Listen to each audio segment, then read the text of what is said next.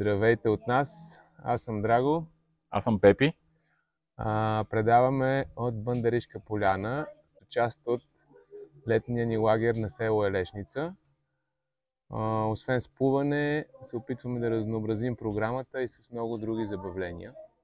Опитваме се да ограничим използването на електронни устройства, най-вече на телефоните. Много е интересно как децата в началото много трудно се откъсват от тях.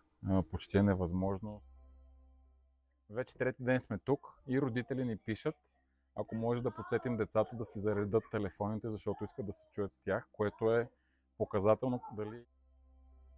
Освен намаляването на телефоните, друг основен, не бих нарекал проблем, но предизвикателство, което изпитваме, е изхранването на децата. Много от децата трудно свикват с режима на хранене, който се опитваме да бъде максимално благоприятен за тренировъчния и въобще интензивното ежедневие, което имаме. Когато са с нас, когато са на лагерите, това е ограничено до минимум. Разбира се, не може да бъдем максимално стриктни и да не позволяваме нищо, но гледаме това да се случва поне един път на ден, в края на деня, когато децата вече са приели достатъчно храна и могат да си позволят някакви десерти или напитки, които да са едно или две за деня.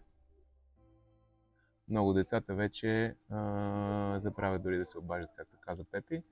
И това е нашата цел, да откъснем децата от ежедневието им, да откъснем родителите малко от децата и да им дадем едни нови положителни емоции, които те да помнят за цял живот и които да им помогнат да свързват положителните емоции с плуването и с спорта като цяло. Връщам се един лагер по-назад, когато в него се включи Божидара, на която и това и беше първи лагер с отбора.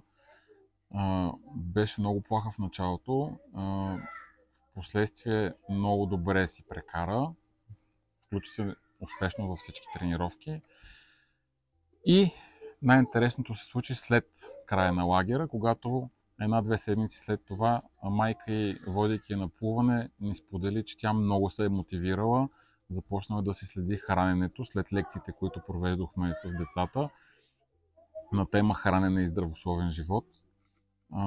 Започнала е да се храни, започнала е да намалява килограмите и да влиза в добра форма, което е много добра новина за това, което правим. Божидара в момента също е тук. Сега вече, освен за хранене и за тренировки, говорим и за емоционално стабилното състояние на състезателите, които са с нас, защото психическото здраве на децата е толкова важно, колкото и физическото им. Целта ни е основно да се опитваме да помагаме децата да растат здрави, физически и емоционално и да продължават напред, дали с България плува, дали чрез друг спорт, но да бъдат физически активни, защото знаем, че това винаги ще им помага.